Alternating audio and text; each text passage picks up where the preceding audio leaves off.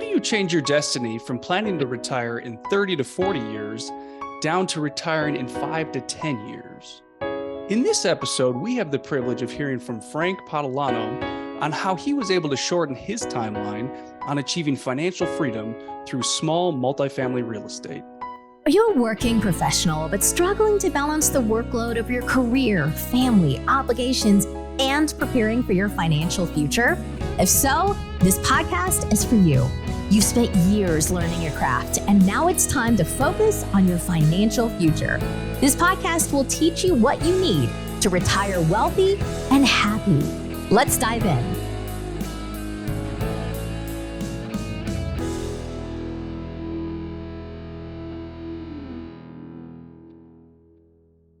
Good morning and welcome to the Retire Wealthy and Happy podcast. Ben, today we've got Frank Patalano on talking about he's invested in real estate and been able to shorten his timeline on retirement. Good morning, Frank. Good morning, guys. Thanks for being with us. Happy to be here. Frank, why don't you take a few minutes and give us a little bit of your background and history? So it's funny you said the word history because I have a bachelor's degree in history education. So basically in the early 2000s, my wife and I both became school teachers.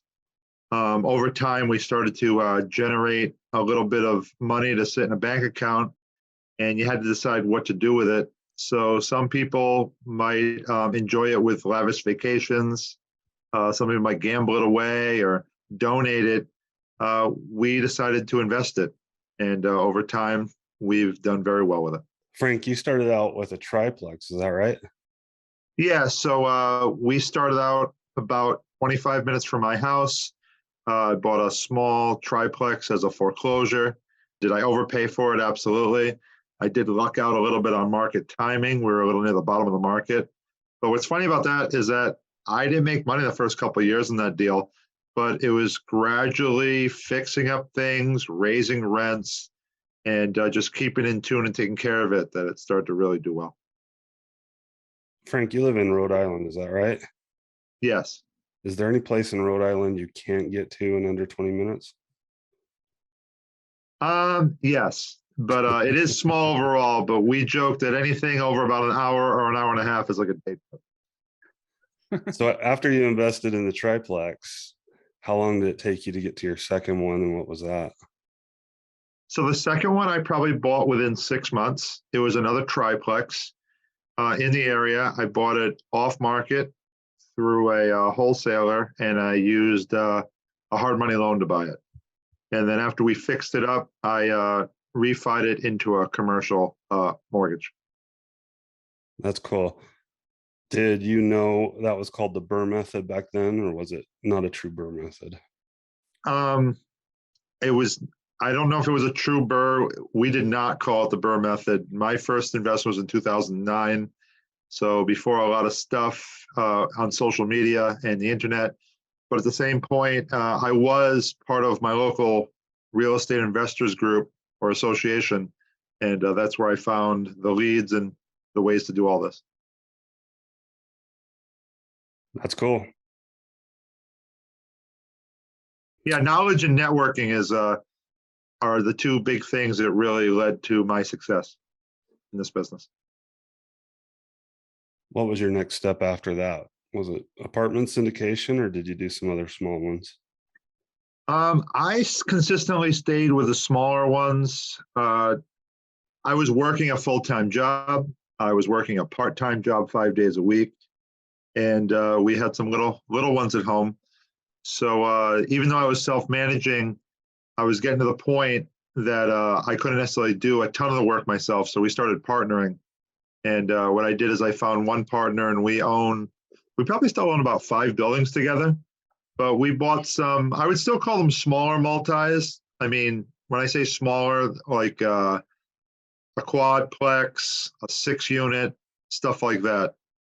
You know, that was like the next step. But besides that, on the side, I was also I tried to still purchase a small multi every year or two. And eventually I went backwards from some people. By 2013 and 2014, I was started to buy a single family here or a single family there, almost completely all off market though. Very cool. So how many years were you a history teacher? I taught history for 17 years, middle school. How many years ago did you quit that job? I left 3 years ago. And you were working at Sam's Club as well? Yep. So my part-time job, I was working between 23 and 28 hours a week at Sam's. And when Sam's closed, I transitioned over to Walmart because it was one door down. And plus I was coaching some sports here or there.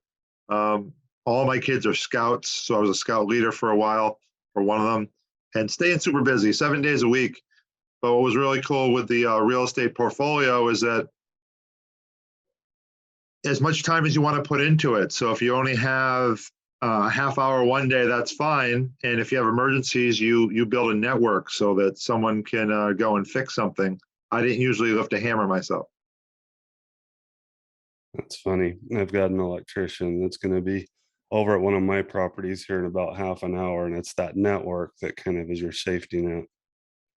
Absolutely. Eventually you get to the point when I was managing about 15 doors myself, and my main contractor said he was moving on to other bigger and better things, that I started to look at property management as an option, third-party property management. But I ended up instead hiring another contractor, kept him for a couple of years as I kept growing. And eventually I did go to full property management. Interesting. The first year that I became a real estate investor, it was accidental, and I was my own property manager. And rather than understanding the vetting and the process that you can use to check on tenants, I would use my gut feeling. And all these seem like nice people. I got lucky on the first few. Yeah, you definitely have to be a little careful with some of that. I know that for me, I used to use credit scores a lot, and some people complained about that. And I said, you know what? That's one of the things that's pretty hard to lie about. So I could tell you a story or two. I remember one story. We had a woman that was going to move into a first floor. Her husband was stationed out in Guantanamo Bay at the time, and her credit was completely horrendous. And but his credit was okay, so I almost had to move in. But like I said, it's all about the network. So I asked a property manager in the area, and I asked her. I said, "Well, what do you think?" She says, "Absolutely not." I said, "Why not?" She says, "Number one, since he's stationed overseas, if she never pays you, you can never evict them. Number one, and number two, because her credit's so bad, if she wouldn't be able to get the utilities in her name, maybe she could get it in his name, but it would still be very tough. You might be stuck not paying, getting any rent, and probably forking over the utilities during the winter months." So I saved a lot of time and energy by passing on that one. Sounds like you really dodged a bullet. Yes. I mean, I'm not saying, especially if you're a working professional, I'm not saying that you can't do well in the business. I'm saying that if you know more people and you learn as much as you can, it'll help save you. That's awesome. Your network is your net worth. Definitely. I'm a firm believer in that. That's how I met you guys. Right. I'm muting out because my dogs are barking in the background, and I'm trying to avoid that. We're not hearing it, so. I'm muting. That's what mute does. All right. How about you, Ben? You want to ask about Yeah, I got some questions. Real Agent Helber and Quahog Capital? So Frank, you obviously have done quite a bit of work, and it sounds like you're in a good way a hustler. You're willing to put in the overtime, and I would say that effort you've put in over the years has really benefited you now and will hopefully continue to benefit you for the rest of your life. I've got two specific questions I want to ask you. I know that you have a company, and I'm probably going to botch how you pronounce it. Quahog? How do you say it? Quahog Capital. It's a type of clam off the coast of Rhode Island. Okay, so I wanted the story. I don't know what that is. Is there any more to that story? So I wanted something that was a little different. I wanted something that showed where I was from locally. So I just thought it was a cool name, and we have a cool design for it. So it's just a quahog, just a clamshell, and you'll see it on some TV shows sometimes. There's a cartoon, I forget what it's called, but it has a lot of Rhode Island in it that they use. That the town that they're in is called Quahog, Rhode Island, which is not a real place, but it's just funny. Is this a clam you eat, or you just? Yeah, you can cook it and eat it, stuff like that. Maybe when we come to Rhode Island, we'll check that out. Oh, definitely. We'll get you some clam cakes and chowder and some coffee milk as well. So thank you for telling us that story. I also wanted to ask you about Real Agent Helper, which I believe is another company that you're running. And I mean, you were a history teacher, you were working other jobs, and you built this company at some point during that process. And I'm sure that's helped you along the way. Do you want to just share a little bit about that and maybe give a plug for your company? Sure. I mean, I was definitely a working professional. I was a workaholic. Grading papers and reading essays is not easy. But at the same point, I always had a passion for entrepreneurship. So what I started to do a year or two before I left teaching is I started to build a few little side hustles or brands. And each of them has done very well. I mean, so we have the Cashflow Kings, which is our own podcast. It's an educational brand. We've had different learning experiences and seminars. I run the local RIA, which is the largest RIA in the area.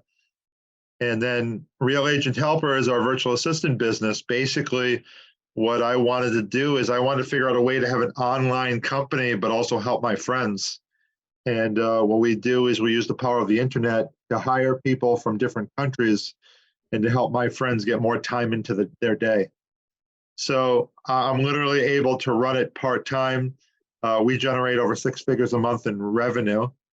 And I help a lot of people that it actually helps me build my network as well. Because my first deal doing something out of state was because one of my clients, I basically asked them, hey, how can I get more involved in syndications or in the larger apartment complexes? And he referred me to someone else. And you guys know those people. And we bought a property in Idaho, which was a great deal overall. And that was just through helping others. I'm a firm believer that if you help others, things will come back to you in a good way. That's awesome. Absolutely. Thanks for sharing that.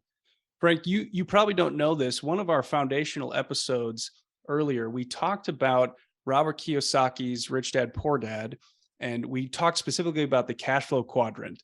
And I bet you're familiar with the Cashflow Quadrant. There's the employee, the self-employed, the business owner, and the investor. And the reason I'm bringing that up right now is because when I'm listening to your story, it sounds like you have been in every one of those quadrants at least a little bit, maybe not the self-employed one, but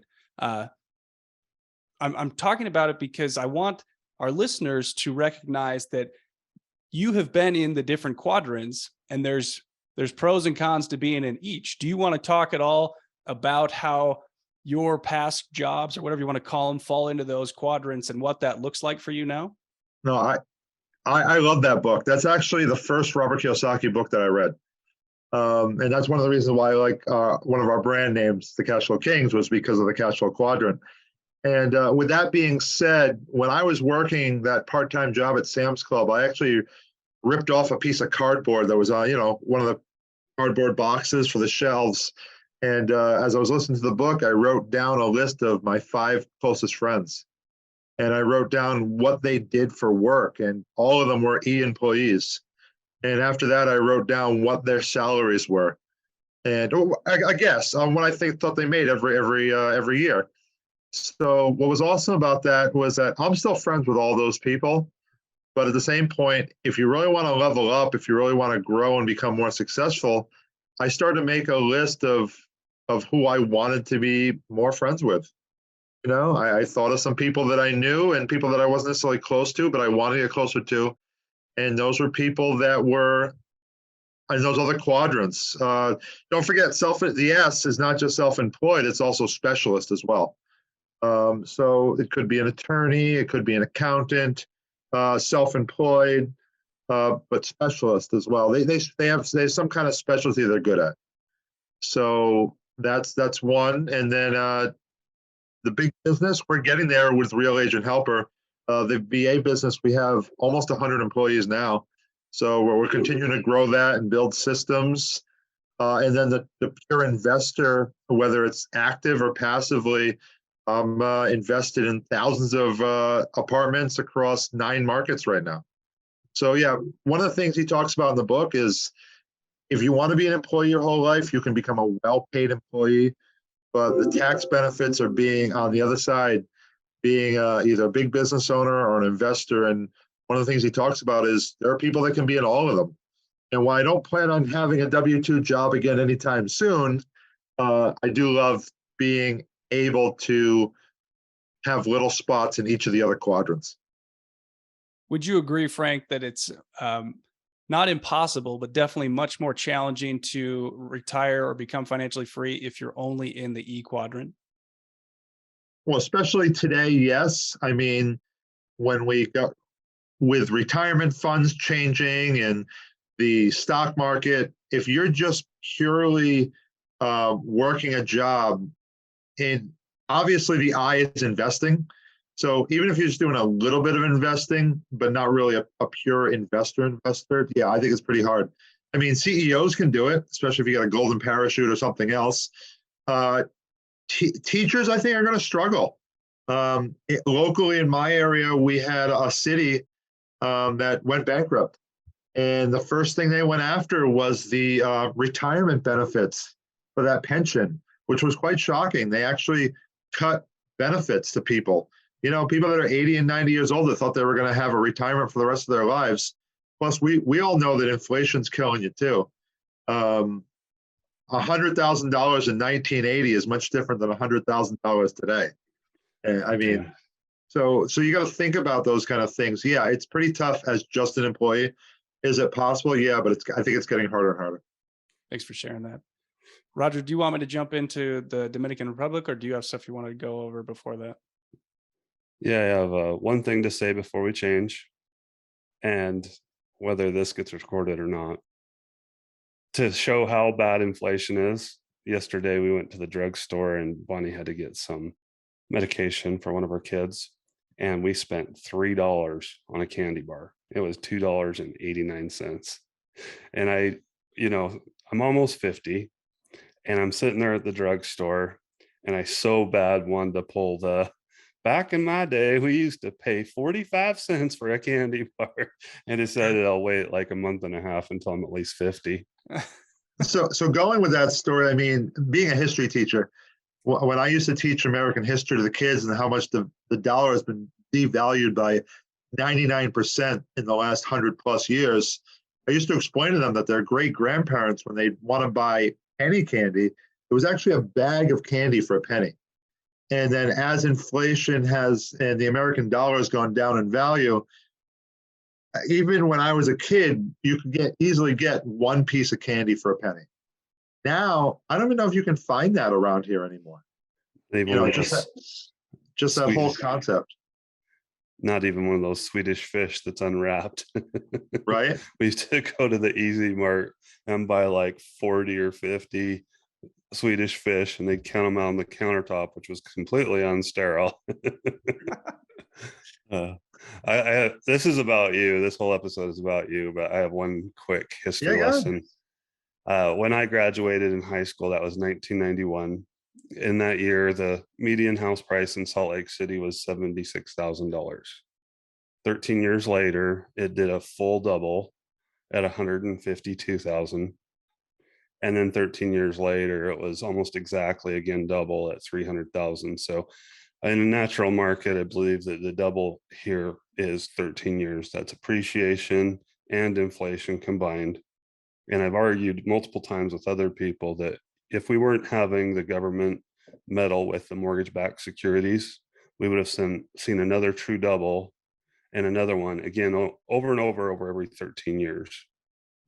So I use that for a lot of my investing. If you want to figure out the appreciation side, you can still make a lot of money, but it just takes a long time. And also helps to buy in the right time in the market. Well, that's why we own real estate, is to hedge that inflation bet as part of it.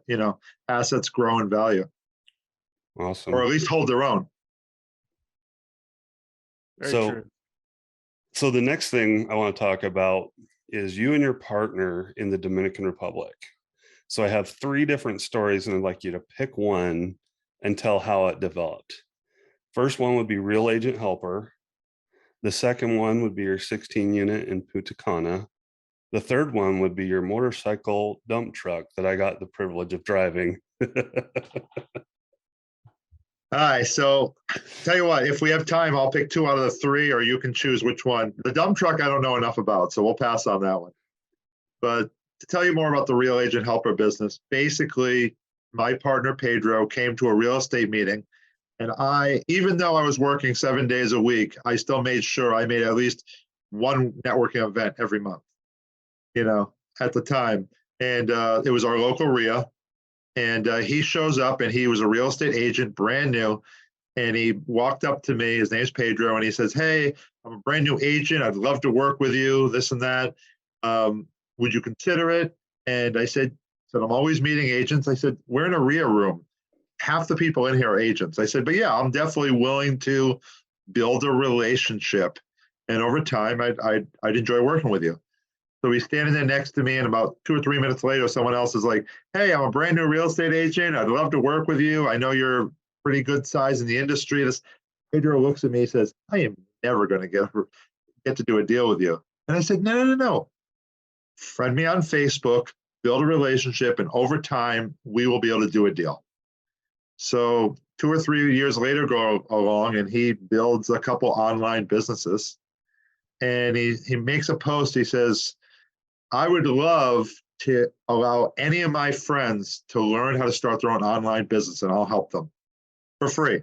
And he had a Zoom call on a Sunday night. And just like Jesus was not respected in his hometown, only 3 people show up. He literally was already out of the rat race with one online business, and nobody else decided to hear him talk about financial freedom. So me, already a millionaire, already working 7 days a week, killing myself, said, I need to learn how to build an online business. So by the second meeting, only 2 people showed up. And by about the third meeting, it was just me going to the meetings. And there's a whole bunch of different options on what kind of business you could start, online wholesaling, online store. And the option that really came out to me was virtual assistant business, because I have a big real estate network.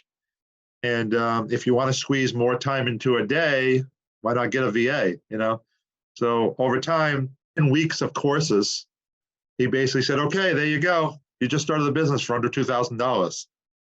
And it's like, no. I didn't start a business. We started the business. And I basically brought him back into the business and said, I wouldn't have any of this without you. So why not work together? So obviously his mother was very excited that he got to work with a millionaire that started the business together. And that business has done very well for us. So going with that, he's Dominican. And he didn't use his real estate license anymore. So he had it at in Punta Cana. He had his, what do you call it when you have your real estate license up at an agency? So he had it down in Punta Cana, and he's always trying these little side businesses and this and that. So I took him to a real estate event out in Dallas, Texas, back in October of 2021. And we met a guy who was buying hotels. And Pedro said, he's like, I'm going to fly to Punta Cana right after this. I'll look for hotels for this guy. And so he showed him a few. And me, I was doing syndications that you guys know about. I was buying large apartment buildings, which basically involves me being actively involved in finding the deal or running the deal, and then finding investors to come together. So you guys know there's people that get a good amount of money, and they don't have time, and they just want to put their money to work. So they might invest passively in a deal. So we had just closed on our first deal in Wichita Falls, Texas, which was probably my 3rd or 4th deal at the time. But it was the first deal I really had Pedro talk. I was talking to him about. And he says, you know something? Someday I hope to own a property in my parents' home country. And I said, dude, you're hanging out with one of the Cashflow Kings. Let's make this happen. So it became one of my passion projects to help my friend who already helped me make good money in the virtual assistant space to help him buy a property. And what we did is we worked together. We looked at hotels and we bought a small boutique hotel about a 4-minute walk to the water in Punta Cana. And it's not the perfect hotel, but you can't always get trophy properties that are going to make you money. And while this one is beautiful, it's not that old, it does need work, and we've been gradually making it better and better.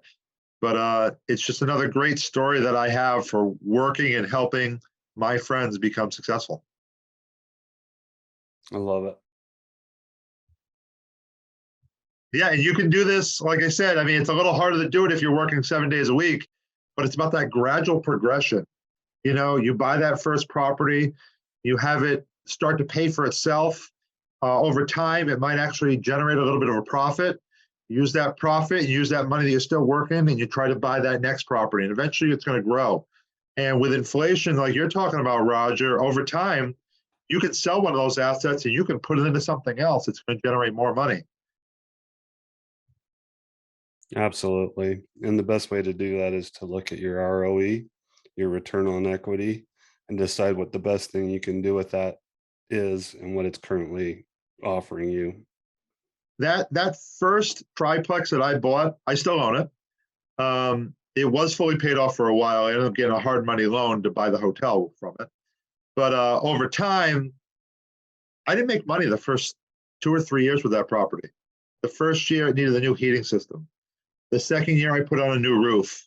The third year, I had to evict one of the tenants, and they did not do a good job of maintaining it. So I needed to do a full gut remodel.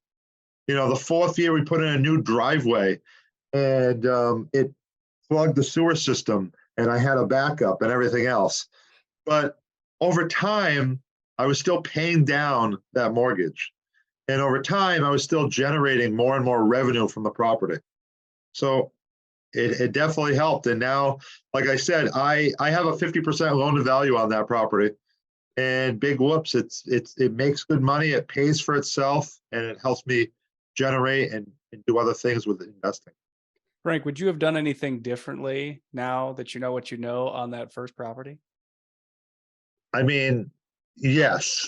With that being said, sometimes you don't know what you don't know. You don't know how lucky you were at that time of the market, and you've learned so much. Now, at the same point, I might have passed on that deal. Sometimes too much knowledge actually hurts you sometimes. I would have been too worried, this or that. I would have tried to squeeze in a little lower price. So I might have missed it. But at the same point, sometimes how do you do well in this business? By taking action. Okay, it's all about taking action. That analysis paralysis, it's never going to get you anywhere. The taking action allows you to learn so much faster. And I'm not saying to dump $1 million and overpay for some property. I'm saying that if you can buy something that with your knowledge you think it works, go out there and do it. Because that's when you really gain knowledge. So I had a friend that invested in one of our recent deals. And the next time I spoke to him, he had so many real estate questions. And I was laughing. He's all apologizing. I said, no. I said, you're going from theory to actually ownership. That's why you have questions. You weren't excited about it because it was all theory before. But now you're excited about it because you actually have your own damn money in the thing. You invested $50,000 into one of my deals. Yeah, you want to know what's going on with this, what's going on with this, what's going on with that. So it's pretty fun. Roger, I got more questions, or do you want to? It's kind of a little digression, but I had my own property that I bought back in 2014.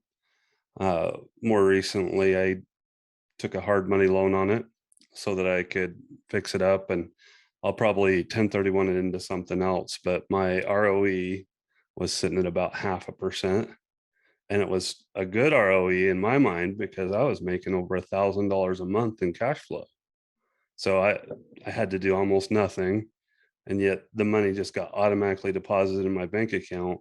And rather than being active and using it and leveraging it, I was just sitting back on my laurels and enjoying it. So I'm fixing that right now. And I'm going to 1031 into probably one of our syndications or something to that effect. And it's kind of an embarrassing thing that, we all kind of need to face facts and decide what our highest and best is. And if we want to really rise above, we have to do the hard things.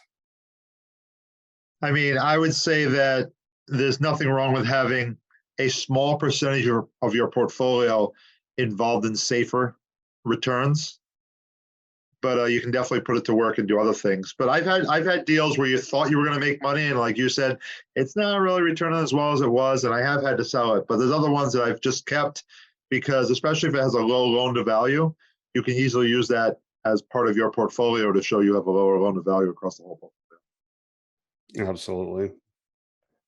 Speaking of your portfolio, Frank, you've got that one hotel in the Dominican Republic. Do you think you'll do more down there? Absolutely. We're working on a few different things. We're working on possibly buying another hotel.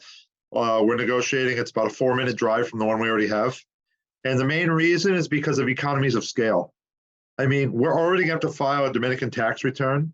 We already have employees. So adding one more actually reduces some of our costs, and it helps us with advertising costs and everything else as well. So besides that, I mean, we've looked at deals in other countries as well.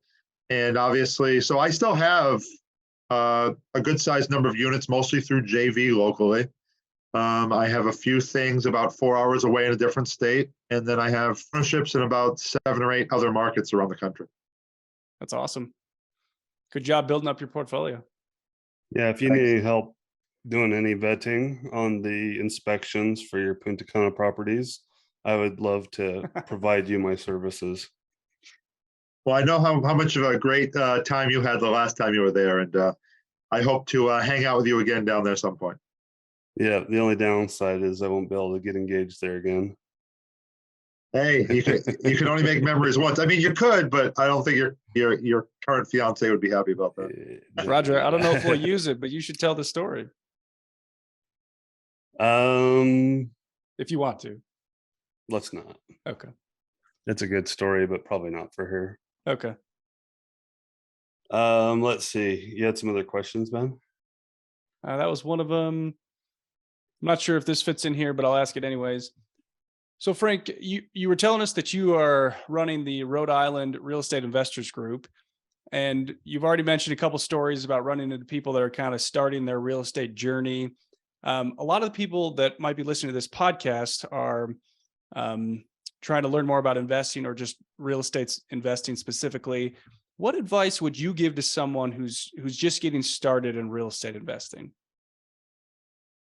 So if they plan on starting small, I would say that you do not need to buy some expensive program. I would say that if you don't own a house right now, house hacking, buying a small multi and renting out the other units is probably markets that's easier to do than others. Like I said, I joined my local RIA probably about 5 years before I bought my first investment property. And with that being said, I gradually learned things. I went to the meetings. Most of the time, I kept my mouth shut. And over time, people start to get to know you and you talk more. And then eventually you speak on a panel or two. And then eventually you run the darn thing. But yeah, start small.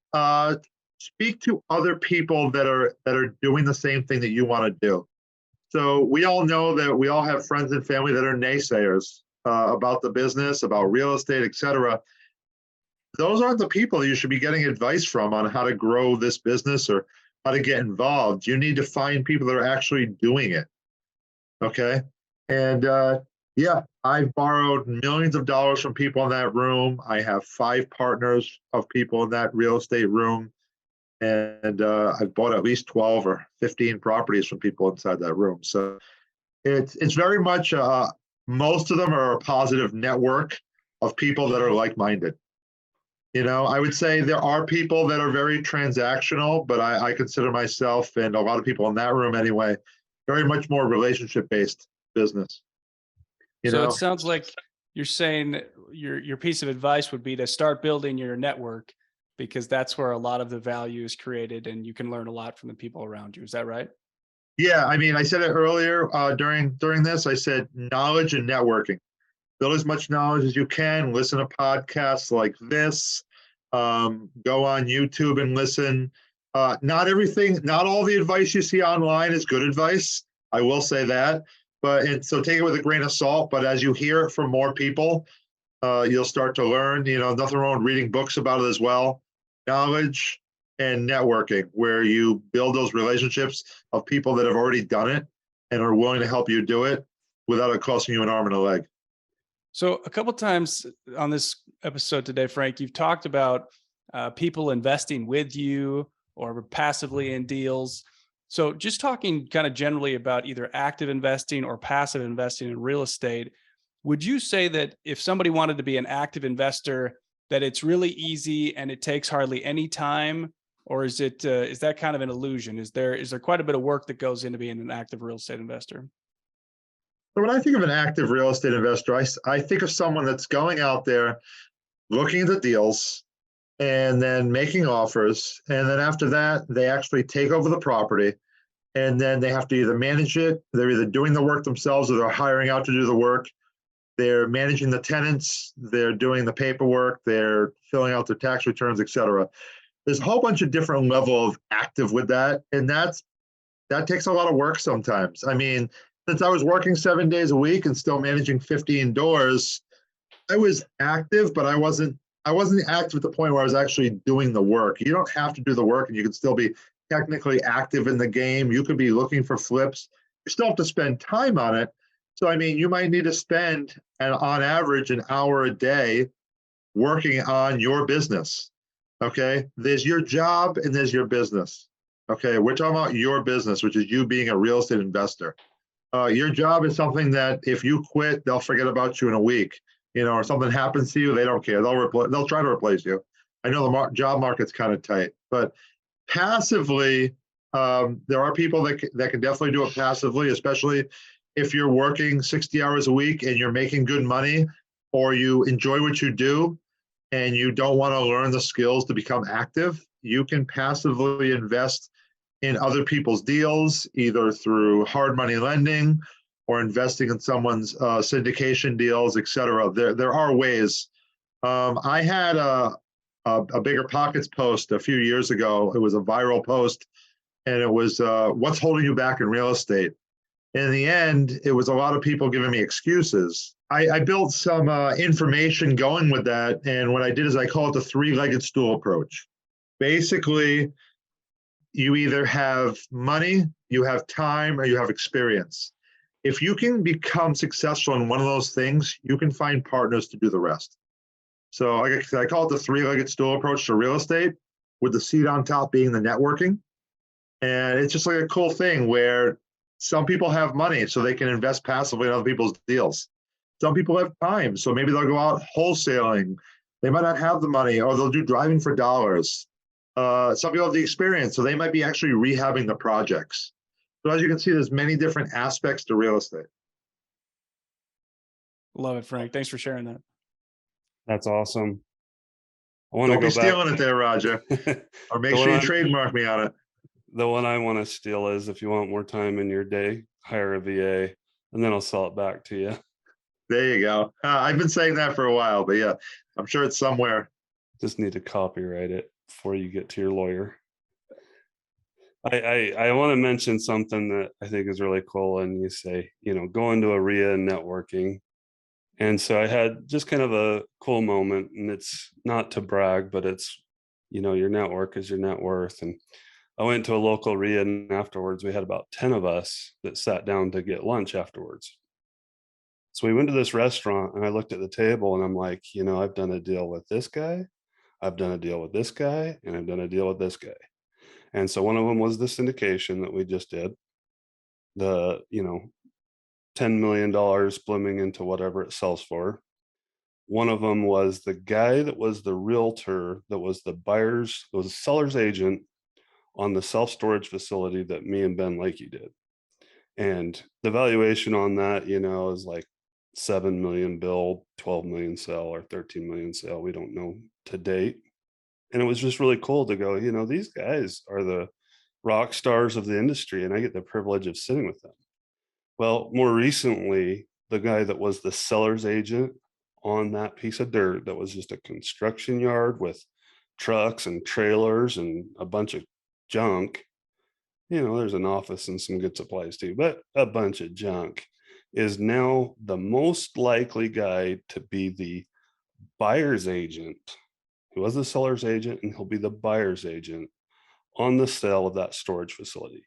So that puts the sales on this table is pushing into the $40 million range, where there's going to be some doubles in there. So it's not that big. And I'm not going to make that much money on all of those deals by any stretch. But, being in that place with those people is really something that, I want to be more of and do more of. And I think you've really perfected that. So that goes back to the Cashflow Quadrant book and me writing down that list of names, and also going to your RIA. When you go to your RIA, you got to go consistently. It's all about consistency. You can't just go there once and say, "Oh, I didn't find any deals, I'm out." Now, it might take 6 months, just going once a month, and over time, like you're saying, Raj, I'll give you a similar story. A lot of times after the meetup or the meeting, we go out to dinner, and I go to different groups with different groups. But there was one I was probably about 3 or 4 months ago, and when I was sitting down, if you really look around the table, I'm like, I own 5 buildings with that guy. The next guy, he wholesaled me my second deal. The next guy, he's my main insurance person. The next guy, he's loaned me over $1 million. So just going around that table and building relationships and stuff like that. That's awesome. What are your goals and what does your future look like? So I would say that my net worth will continue growing. I will continue hustling because I enjoy the art of a deal in some ways. I don't see myself retiring from this anytime soon, though, it would be okay to take a couple days off here or there. I would love to see my wife retired from what she does. She's so worried about medical coverage that she continues to work. And depending on the deals, depending on the cash flow, it does help that she does work. But we don't necessarily need it, especially if I could have her create her own side business would be great too, but I don't see it happening, and that's okay. I still love her. Besides that, I'm just trying to do as many deals as I can out there through natural growth. I've actually passed on a number of deals lately just because my network's only so big, and you have to be choosy sometimes. There's a lot of opportunities out there, and you really have to find the best ones that are going to work with how you want to grow. I'd love to do another deal with you guys in the future. We'll see what happens. And based on you guys inviting me here, I think we have a pretty good relationship. So I'm very thankful. I'm very blessed in many ways. I don't speak to brokers. Every deal that I've done in the last 2 or 3 years is basically someone either reaching out to me or me saying, "Hey, how can I help you?" And joining a deal or joining a team or partnering on something. It's really awesome. I'm a big believer in partnerships. Every deal I've been a part of has been a partnership. Actually, the deals that I usually lose money on are often ones that I've tried to do it alone. Sometimes you don't always see. Sometimes you need like an objective opinion sometimes, or someone to even just throw ideas off of. I have one friend that he says he will never do a deal outside of a partnership because he gets too emotional with his own money, and he needs someone else to look at it on the side and see it more objectively than he does. Frank, one of the things I want to pull out of what you just said is you have a great mindset, and I would maybe call it an abundance mindset. And you're saying that there's a lot of opportunities coming to you, and you're being selective about the investments that you choose to go into. And I think that's great for our listeners to recognize is that there is a lot of investment opportunities in this world, and getting in a place where you can be exposed to those is probably the first thing. And then the second part is having the knowledge to understand which investments will work best for you and the goals that you're trying to accomplish, because not all opportunities that are presented to you are going to be good ones. And being able to sort through that and find what works really well for you is in itself a skill. So thanks for sharing that. No problem. I mean, Rich Dad Poor Dad, they talk about it. Robert talks about it in the book, and he made a game about it. Cashflow 101. You need to train your mind to see opportunities every day. And besides the fact driving around, you can see opportunities every day. I literally get opportunities across my email each and every day, and I'm passing on over 99% of them so that I can pull out the best ones. Yeah, it's so like I said, I'm so lucky that to be able to do that. Roger, you got anything else, or you want me to go to Final Four? I think that the passing on 99% of the deals is an exact quote that Warren Buffett says. So that's cool. Well, Warren Buffett made it easy. I mean, and I do love Warren Buffett. When I was a teacher, I had a bonus class. I could teach whatever I wanted for one period a day. It was a way to bring them up. And it was supposed to teach to the test or build their skills, but I actually persuaded my school district to allow me to teach finance and stocks. So we'd always show at least one Warren Buffett autobiography. And one of the things I love him speaking about is him being at the hitting with a baseball bat and being able to take pitches. And think about every opportunity as like a pitch. And there's no strike zone. There's no balls. They just keep throwing pitches at you, and you get to swing at whatever ones you want. So right now, that's what you guys are doing, and that's what I'm lucky to be doing, is that we have pitches, pitch decks, and pitches that go by us each and every day, and we only have to swing at the ones we want. Absolutely. I probably get something like 50 deals in my email a week that are like, buy this, buy that. And sometimes, especially in this current market, the wholesalers are not only just blasting out and having, whatever deal hit 10,000 cash buyers, they're calling you and asking you specific questions like, do you think that my seller finance deal is a good deal? Is there some reason why you haven't pulled the trigger? Because I know you like seller finance, and then you got to break it down to them because you want to teach them, and that if you say this and this and this are my parameters of what I'm going to buy at, that the time they get that, they're going to be like, and they'll bring you that deal. So yesterday I was doing the same thing with a seller finance deal in Ogden, which is generally a great rental market. And I had to explain to the guy that the rental meter versus the actual payment was so upside down. That'd be like I'd be giving you $40,000 just so that I could have the privilege of giving you $300 every single month until the market turns around or it refinances. So you're tempering expectations. Yep. And teaching buying strategies, like you handle objections and you get people's highest and best. And then you hope that the next time you're sitting down with somebody, you can be like, well, I don't think it'll sell if we have, a 5% cash on cash return.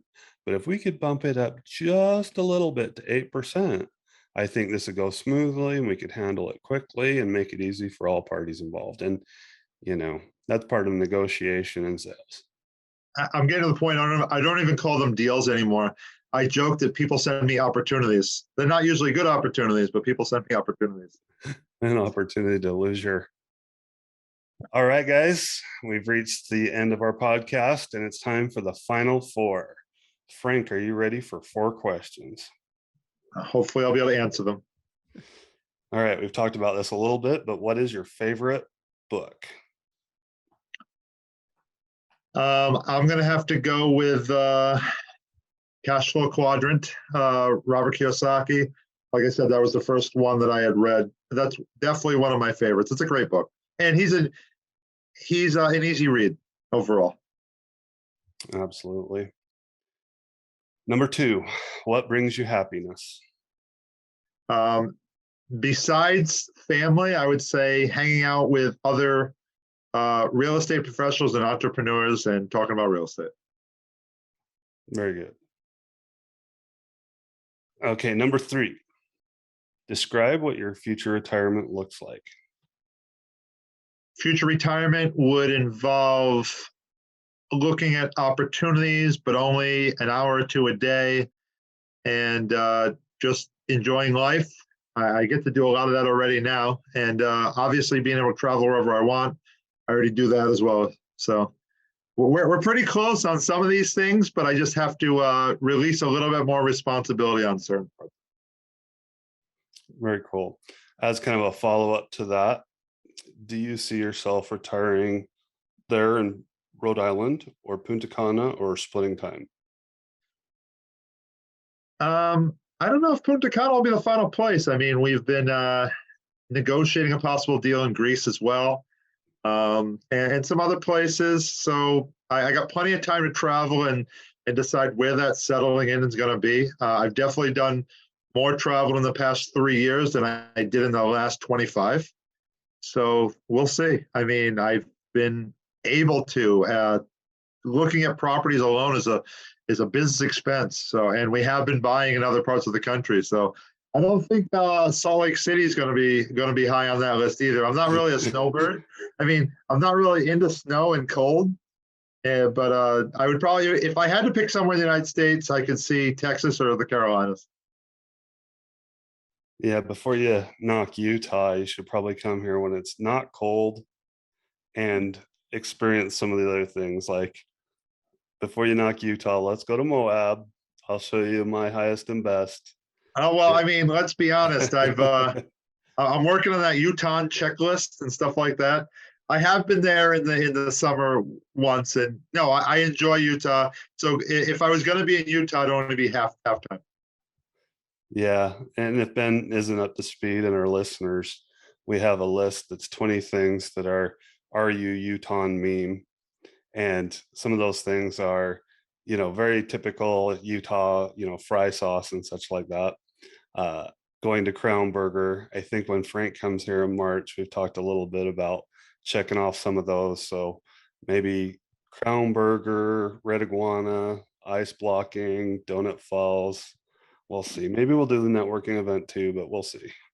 So to give a quick example, since when I was working 7 days a week, besides 1 week of summer vacation that we would probably drive to like Pennsylvania or something else, outside of the Northeast, I had only been to 2 states like ever before. But now that I am able to fly almost anytime I want, I own properties in South Carolina and South Dakota and Idaho and Texas and New Mexico and everything else. And I've been to most of them. So that's awesome. And I'd also add that I've done the same thing. And I've also done these wildly ridiculous vacations, like visiting your hotel in Punta Cana, staying on a private island in Belize, going to Costa Rica. And all of these things were business expenses. And all of these things were also way, way cheaper than you would imagine.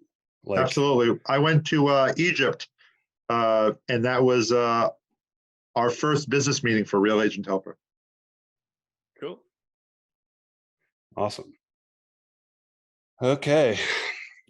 Final four, number 4. What do you think is the best way to give back?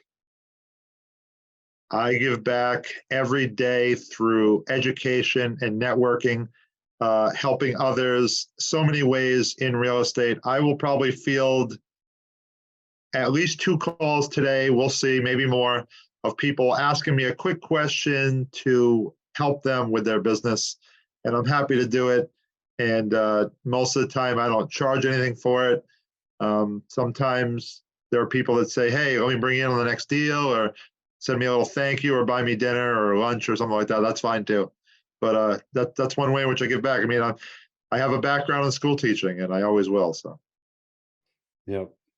I think one thing that's been a current theme of this whole podcast, this episode today, is you are a forever learner. Like, you're probably smarter than most of the people out there, and yet you still have that thirst for knowledge. well, I thank you. I think we all have a little bit of self-doubt about ourselves. I do not consider myself the smartest person in this podcast. I just consider myself the luckiest person on this podcast. So, Well, we appreciate you being here, Frank. And let's make sure we give our listeners a way to find you online. So what's the best way to get in touch with you online and social? Yeah, so through social media, we have a podcast called The Cashflow Kings. We're pretty big on Instagram with that. On Facebook, my own personal name, Frank Patalano, Patalano. Or you can always send me an email at frank@ribuy.com. RI because I'm in Rhode Island, and buy because I buy properties. And we've got those links that we'll put in the show notes for everybody as well. So we just appreciate you being here, Frank. Thank you, sir. It's fun times. I love telling stories, so this worked out. Roger, do you want to try to summarize? Yeah. Thanks, everybody, for joining us on today's podcast. We hope you enjoyed it as much as we did, and we'll see you next time on the Retire Wealthy and Happy podcast. Thanks for being here, Frank. Thank you, guys. Frank. Hope you got value from this episode. And if you have a minute, then take the time to leave an honest written review for the podcast, because we take those reviews seriously and it'll help us serve you better on the next episodes. And most importantly, be sure to start taking action so you can control your financial future today.